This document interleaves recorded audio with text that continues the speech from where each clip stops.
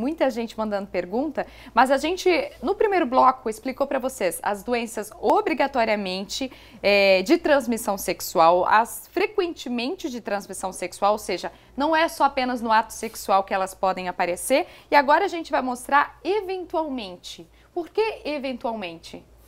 Bom, então a escabiose, mais conhecida popularmente como sarna, pode ser pega durante um ato sexual. O oxiurus é um verme que pode ser transmitido através do contato íntimo. A hepatite, principalmente no sexo oral, o portador de hepatite A ou B pode transmitir para a mulher ou vice-versa, a mulher para o homem. E a tuberculose por causa de secreções. O agente que ocasiona a tuberculose fica na saliva. Então, ele pode-se ter tuberculose sem ser por via respiratória, e sim por via sexual. Olha só. E a gente tem pergunta já no nosso WhatsApp. Vamos botar na Vamos tela. lá. Muita gente participando. O que significa coceira nas partes íntimas? A pessoa não se identificou e tá certo, gente. Foi o pedido que a gente fez. Então tá. A coceira é um leque muito grande. Ela vai poder ser a própria escabiose, pode ser o excesso de ácido úrico, às vezes a pessoa tem um sobrepeso, não tem uma ventilação adequada na região, trabalha sentada, usa uma roupa íntima muito justa. Mas qualquer desconforto é importante procurar para um especialista. Às vezes até pode ser uma alergia, né, Fran? Temos que considerar até isso. Então é uma pergunta muito ampla. Muito ampla. HPV tem cura? HPV não tem cura. O HPV, uma vez tendo, a gente tem como monitorar. É fazer as vacinas que reduzem em muito. Ele tem cura? Bom, ele não tem cura, porque é o seguinte, tem como preveni-lo. Se a menina que não tem vida sexual ativa tomar as 3 doses do HPV, ela não vai desenvolver nunca o HPV. Mas a mulher que já tem o HPV, ela vai ser portadora a vida toda. Às vezes ela vai ter crise, outras vezes não. Mas tomando as 3 doses da vacina, as crises consegue ter uma vida normal. As crises praticamente zero. Que bom. Vamos lá então, a Josiane mandou. Tem uma dor que parece cólica após ter relação sexual com meu marido. Pode ser alguma doença? Obrigada pela participação. Boa tarde, Josiane. Obrigado pela pergunta. Dor durante ou após a relação é principalmente endometriose. O que é endometriose? São focos de menstruação fora do útero e eles criam algumas aderências. Então, durante o coito, o pênis bate no útero e mexe com toda a estrutura pélvica. Aquelas ligações que existem entre o período inflamatório da endometriose pode fazer com que dê dor durante e imediatamente após a relação. E a última pergunta, então, para a gente finalizar aqui. Essas doenças podem passar na amamentação? Já vi que pode acontecer. Pode. Por isso que durante o pré-natal tem que ser muito bem acompanhado, tem que ser muito bem visto, porque uma vez tendo a patologia, existem alguns termos paliativos, alguns medicamentos paliativos, que minimizam os efeitos para não transferir depois na amamentação. E olha só, muita gente mandando pergunta, então vamos continuar, gente. Vamos continuar, porque o pessoal está participando. Estamos aqui para servir. Vamos ver qual a pergunta aqui. Ela está organizando. Muita gente está mandando, é o que a gente falou. Não precisa se identificar, tá? Pode mandar para o nosso fazer uma WhatsApp. adendo, se você me permitir. Assim, sempre que você que está em casa, você que está nos assistindo, a mulher chegar em casa com a receita, geralmente é a mulher que vai no ginecologista e apresenta para o marido que tem que fazer o tratamento. Todas essas doenças que nós estamos conversando aqui é tratamento do casal. O casal, durante o tratamento, não deve ter atividade sexual, não deve ingerir álcool durante o tratamento, porque o álcool não é a quantidade dele, mas a presença dele neutraliza tanto o antifúngico, o antibiótico. Então, assim, que o casal faça o tratamento junto para não ter recidivas, porque muitas vezes a mulher chega em casa, ela faz a parte dela e o parceiro não faz. Ou toma um medicamento, se bobear ainda com uma cervejinha, não vai fazer efeito. É importante, então, com tratamento certeza. Do casal. Dos dois, Dos dois. Então vamos ver se tem mais WhatsApp aqui pra gente.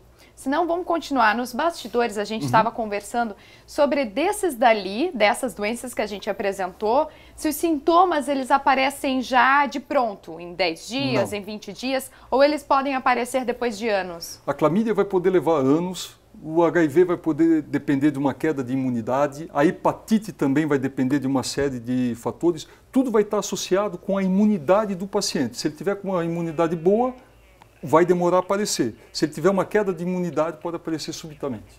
Mas essa demora no diagnóstico, ela pode ocasionar algum problema? Muito. No caso, por exemplo, da HIV, a pessoa descobre 2 anos depois da contração da doença, né? Certo. Então, pode ocasionar algum problema? Muito. Todo diagnóstico, quanto mais cedo feito precocemente, muito mais resultado profícuo nós vamos ter. Eu vou dar o exemplo, por exemplo, da sífilis. A sífilis dá um cancro, dá uma feridinha em cima da cabecinha do pênis, uma feridinha. Se o cara deixar aquilo ali, é o primeiro estágio, sífilis tipo 1. Se ele não procurar o urologista, vai ter o 2 que ela vai se alojar pelo corpo. No 3, ela ataca a parte cerebral. Então, daí a importância de nós termos esse diagnóstico precoce, porque são evolutivos.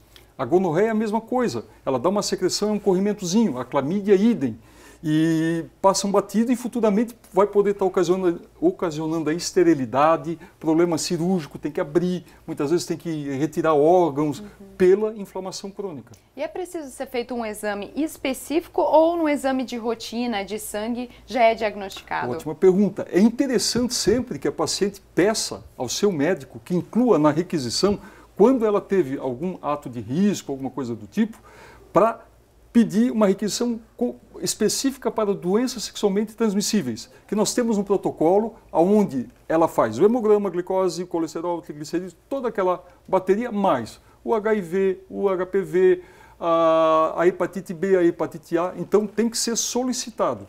Obviamente que meus colegas, quando sabem do caso, eles vão pedir, mas nem sempre a gente sabe do comportamento humano. Então, muitas vezes é bom se manifestar. Bom que o próprio paciente se manifeste e diga, doutor, eu gostaria de fazer um exame completo. A gente já vai entender o que é. Legal. Então vamos para a pergunta. Tem mais gente mandando pergunta para a gente. Vamos dar uma olhadinha no nosso WhatsApp. Doutor Belarmino, menina moça com corrimento amarelado, pode acontecer? Qual que é o motivo? Eu não quero me identificar para não expor minha filha. Tá certo, Oi, gente. Querida. Obrigada pela participação. É aquilo que eu estava falando com a Fran há pouco. Pode sim, porque às vezes na higiene íntima dela, ela está tocando papel higiênico na região anal e está levando para a vulva e está contaminando. E as fezes são a principal causa de corrimento em meninas. E é corrimento amarelo, com odor. Muitas vezes tem que levar no ginecologista, a gente coleta com um cotonete externamente, manda para o laboratório e é feito o tratamento só via oral.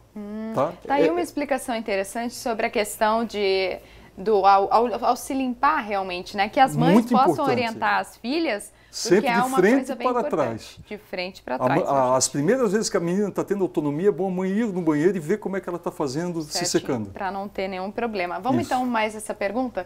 Tem um corrimento que se torna algo pastoso na calcinha. Isso pode ser algo sexualmente transmissível? Novamente, todo mundo muito preocupado com essa questão do corrimento, doutor. Quando que você acredita que seja realmente preocupante? E quando que é normal? Quando que é normal? Quando ele for espesso, transparente, claro, não tiver odor, não tiver prurido, não tiver coceira, corrimento amarelado, esverdeado, pastoso, feito uma nata, digamos assim, com coloração branca, muito denso, que dá sintomas, dá desconforto, tem que ser investigado. Porque muitas vezes pode ser só muco, o corpo ele se limpa, a gente sua, transpira, tem uma série de processos fisiológicos. Mas todo e qualquer corrimento é importante ficar de olho. Mas no caso, às vezes, é um muco. O muco ele é transparente, sendo clarinho, não tendo odor. Esse corrimento, ele é normal? É normal. Mostra que a mulher está tendo as funções fisiológicas dentro da normalidade. Agora, se tiver cor ou sintoma, tem que procurar o especialista. E no caso daquele absorvente que eles dizem que é o diário, né? Pode-se usar? É péssima ideia, porque o diário, ele tampona, ele cria meio de cultura. A temperatura corpórea geralmente é em torno de 37, 38 graus. Quando a mulher coloca um absorvente de uso diário, ela aumenta de 4 a 5 graus a temperatura no períneo.